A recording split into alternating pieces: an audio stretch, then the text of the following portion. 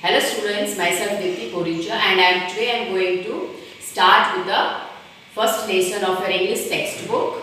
The name of the textbook is Hornbill and the lesson which I am going to start is The Portrait of a Lady written by Khushwant Singh. In this story, the narrator talks about the relationship between himself and his grandmother. The relationship when they lived in the village and when they shifted to the city. There was a turning point in their relationship. So let us find out what was the turning point in the relationship when they shifted to the village and how was the relationship when they were in the village. So let us start with this story and try to understand it. The Portrait of a Lady by Khushwant Singh. Here this word lady, it refers to Khushwant Singh's grandmother. My grandmother, like everybody's grandmother, was an old woman. She had been old and wrinkled for the 20 years that I had known her. People said that she had once been young and pretty and had even had a husband. But that was hard to believe. My grandfather's portrait hung above the mantelpiece in the drawing room. He wore a big turban and loose-fitting clothes. His long white beard covered the best part of his chest and he looked at least 100 years old. Now, Khushwant Singh's grandmother, she was like other person's grandmother. She was also an old woman and she had got a wrinkle on her face due to her age. And the author's grandfather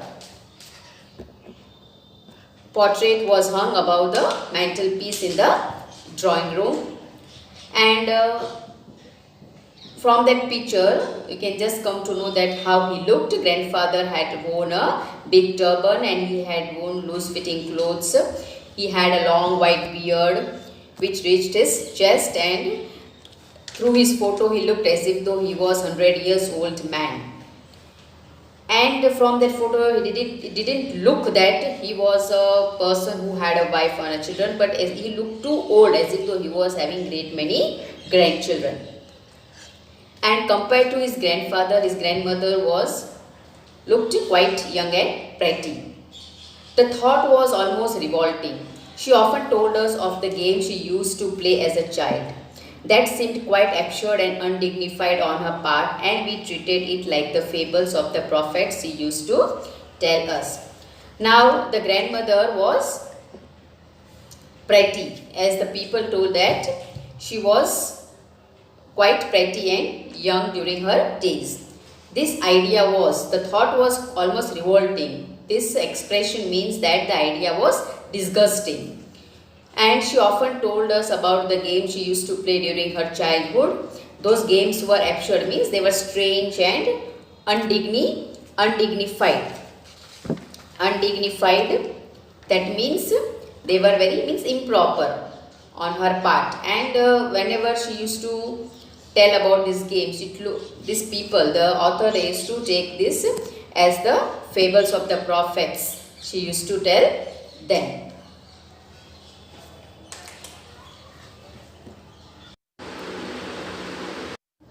She had always been short and fat and slightly bent. Her face was a crisscross of wrinkles running from everywhere to everywhere. No, we were certain she had always been as we had known her. Old, so terribly old that she could not have grown older, and had stayed at the same age for 20 years. She could never have been pretty, but she was always beautiful.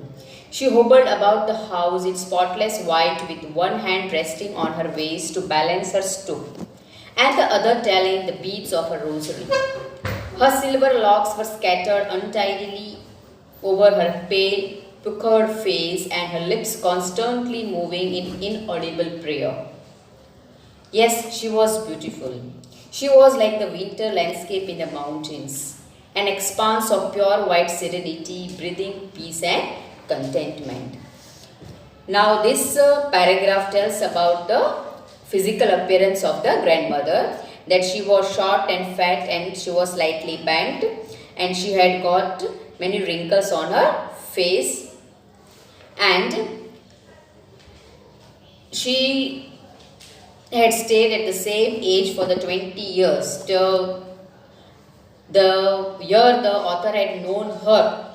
So from 20 years she looked similar, same as how the author had seen her for the first time. She could never have been pretty, but she always looked very beautiful. And she hobbled. Hobbled means she limped. Due to her age, she limped about the house in a spotless white sari. She used to wear a white sari, and she used to keep her hand on her waist to balance her stoop because she had got bent. So she used to keep her hand on her waist to balance her stoop. And the other telling the beads of her rosary, and with the other hand she used to keep on counting her beads of her rosary. You might have seen your grandparents, they keep on just moving the beads of the rosary they have in their hand, chanting the name of the God. You have understood the name, you can understand the meaning of rosary now, isn't it? They keep on moving the beads. You know what are beads,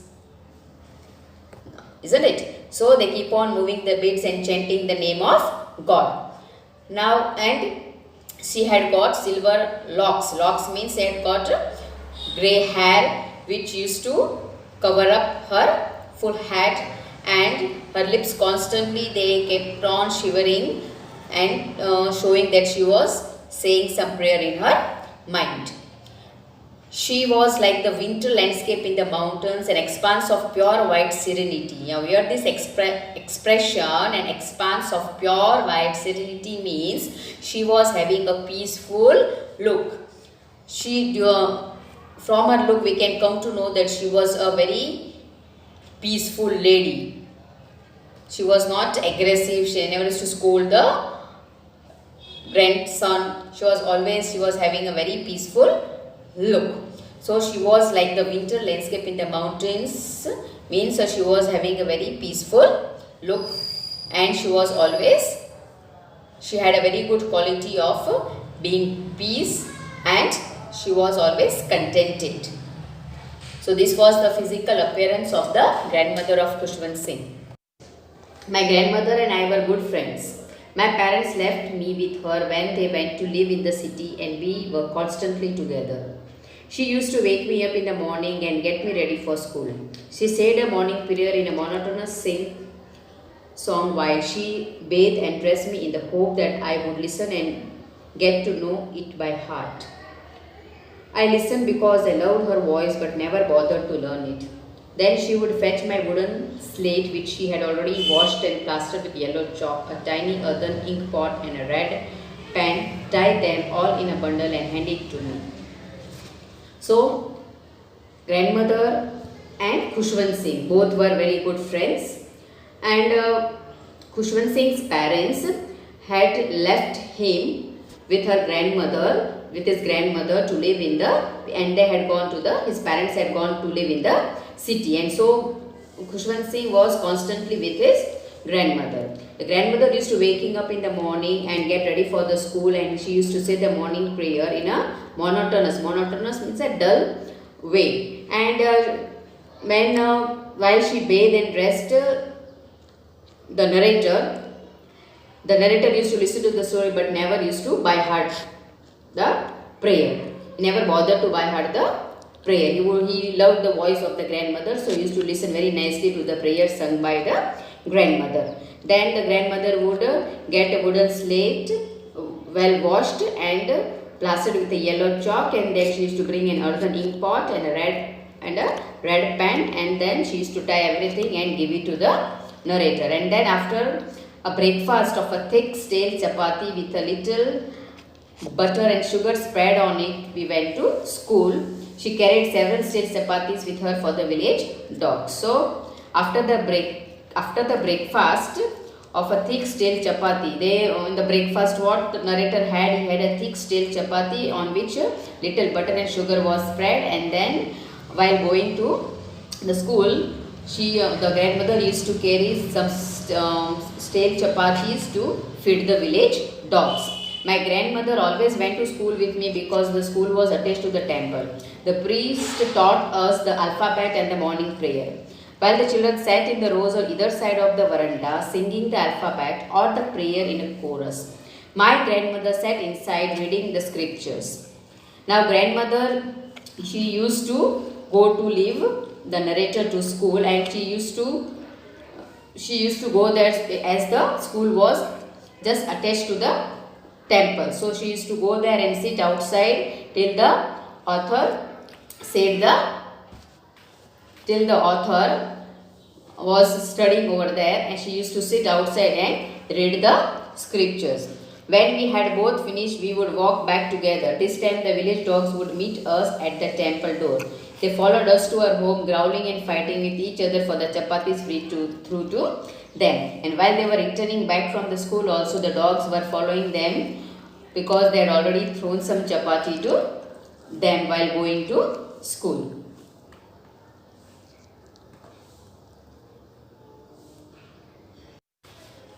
When my parents were comfortably settled in the city, they sent for us. That was a turning point in our friendship. Although we shared the same room, my grandmother no longer came to school with me. I used to go to an English school in a motor bus. There were no dogs in the streets, and she took to feeding sparrows in the courtyard of our city house. Now, when author's parents they got settled in the city, they sent for us, means they called Khushwant Singh and his mother also to the city, and this was a turning point in his friendship, in the relationship between the narrator and the grandmother, because now they are going to the city. Now this was a turning point in the life of the author, and because there was the turning point means what? A decisive moment in their life, that now the relationship is going to take a little turn. Although we shared the same room, the grandmother and the author, they shared the same room, but yet now the grandmother no longer went to school with him, because he was now sent to English medium school, and a motor car used to come to pick him up. Now there were no dogs in the streets in the city, and so now the grandmother had to feed the sparrows which she could find in the courtyard of that house. As the years rolled by, we saw less of each other. For some time she continued to wake me up and get me ready for school. When I came back, she would ask me what the teacher had taught me. Now as the years passed by, they became less came in less contact with each other. For some time she used to wake him up and get ready for the school, and when he came back from the school, she used to ask what the teacher had taught him.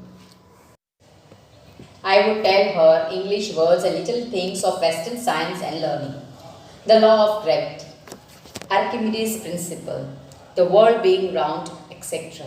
This made her unhappy. She could not help me with my lessons. She did not believe in the things they taught at the English school and was distressed that there was no teaching about God and the scriptures. So whenever the author used to talk about the things which were taught in the school, that made the grandmother unhappy, and she believed that these are the things not to be learnt at the school, and she was distressed. Distressed means she was worried that why the teachings of God and the scriptures were not taught in the school. One day I announced that we were being given music lessons. She was very disturbed. To her, music had lewd associations. It was the monopoly of harriets and beggars and not meant for gentle folk. She said nothing, but her silence meant disapproval. She rarely talked to me after that. So when once the author told that he was given music lessons at the school, at that time grandmother got much disturbed, because according to her, the music had vulgar associations. This music was associated with the prostitutes and beggars, and it was not meant for the gentle folk, means for the gentle people. And she kept silence, which means that she didn't like the music classes which were taken in the school. And after that she rarely talked to me. When I went up to the university, I was given a room of my own. The common link of friendship was snapped. My grandmother accepted her seclusion with resignation. She rarely left her spinning wheel to talk to anyone. From sunrise to sunset, she sat by her wheel spinning and reciting prayers. Only in the afternoon she relaxed for a while to feed the sparrows. While she sat in the veranda breaking the bread into little bits, hundreds of little birds collected round her, creating a veritable bedlam of chirpings.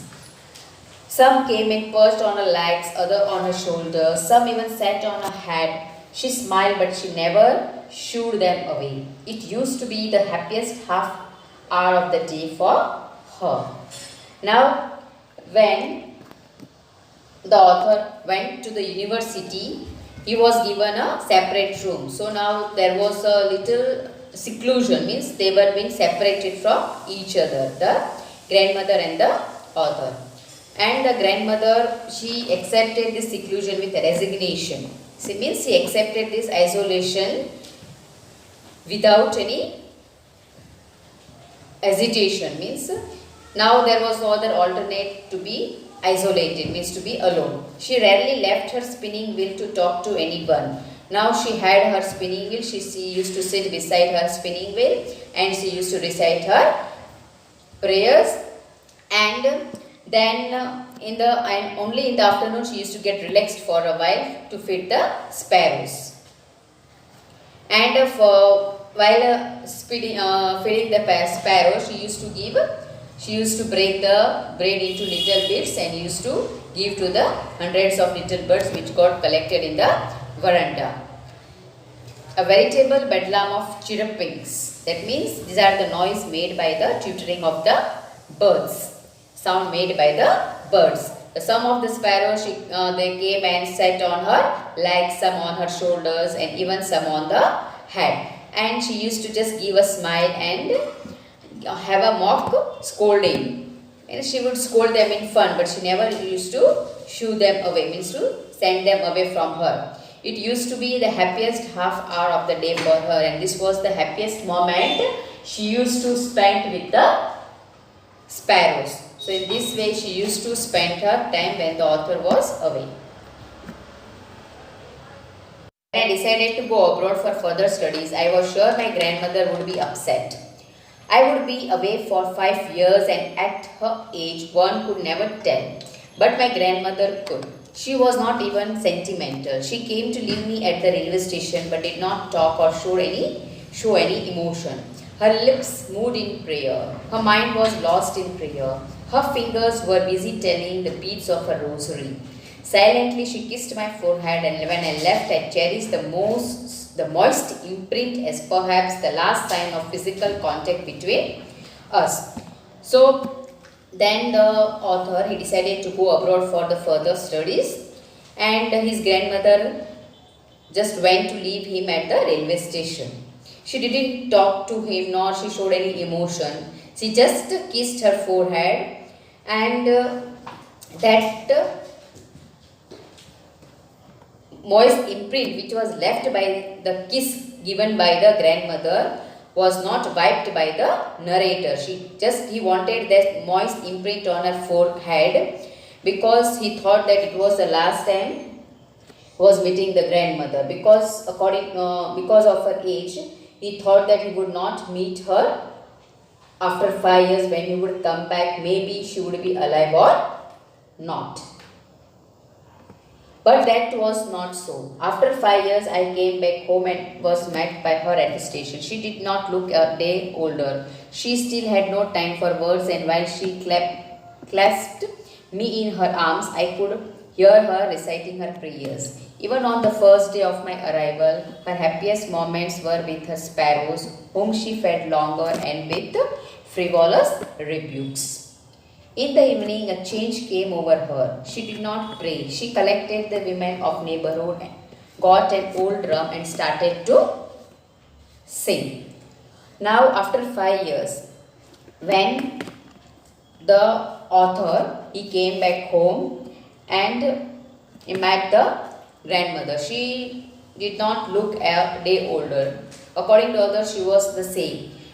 she still had no time for the words, and she just kept on reciting her prayers. Even on the first day of the arrival, her happiest moments were with her sparrows. She was very happy with feeding the sparrows, and she fed whom she fed longer, and with the frivolous rebukes means playful scolding. She used to feed the sparrows, and whenever they used to come and sit on her head or on the legs, she used to just mock at them, telling them to just in a very funny way she used to scold them. And in the evening a change came over her. She did not pray on that day, and she collected the women of the neighborhood and started singing. For several hours, she thumped the sagging skins of the dilapidated drum and sang of the homecoming of warriors. We had to persuade her to stop to avoid overstraining. That was the first time since I had known her that she did not pray. So, a day before she died, there was a change which came to her. In the evening, she didn't pray but collected the women of the neighborhood. She got an old drum and thumped it and sang of the homecoming of the warriors. The members of the family persuaded her, convinced her to stop the overstraining. And for the first time, since the narrator had known that the grandmother did not say her prayer at all. The next morning, she was taken ill. It was a mild fever, and the doctor told us that it would go. But my grandmother thought differently. She told us that her end was near. She said that since only a few hours before the close of the last chapter of her life, she had omitted to pray. She was not going to waste any more time talking to us. So the next morning she became ill, and she had a mild fever, and the doctor was cold, and the grandmother behaved in a little different way, and she told that now her end was near, that she was going to die. And on that particular day she didn't say the prayer also. She protested, but she ignored our protest. She lay peacefully in bed praying and telling her beads. Even before we could suspect, her lips stopped moving and the rosary fell from her lifeless fingers. A peaceful pallor spread on her face, and we knew that she was dead. Now we protested, and but she ignored her protest. Means they keep on complaining to be calm and quiet, but she laid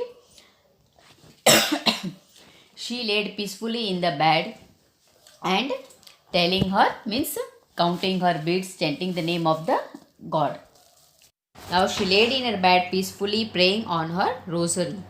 That means that beads she was counting and chanting the name of God. She praying on her rosary, and before anyone could suspect, her lips had stopped moving and she passed away peacefully. Means now she was no more in this world. A peaceful pallor. Pallor means a paleness. When a person dies, how the paleness, that brightness of the face vanishes. So peaceful paleness spread on her face, and she left this world peacefully. We lifted her off the bed and, as is customary, laid her on the ground and covered her with a red shroud. After a few hours of mourning, we left her alone to make arrangements for her funeral. In the evening, we went to her room with a crude stretcher to take her to be cremated.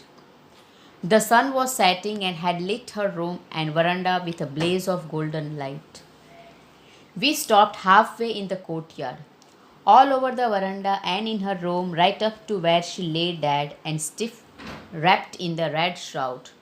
Thousands of sparrows sat scattered on the floor. There was no chirruping. We felt sorry for the birds, and my mother fed some bread for them. She broke it into little crumbs, the way my grandmother used to, and threw it to them. The sparrows took no notice of the bread. When we carried my grandmother's corpse off, they flew away quietly. Next morning, the sweeper swept the breadcrumbs into the dustbin. Now, when the narrator's grandmother died, they lifted her off the bed, and as the custom, she was laid on the ground and she was covered with a red shroud. Shroud means a thin piece of cloth used to cover the dead body. And after a few hours of mourning, they left her alone to make some arrangement for the funeral.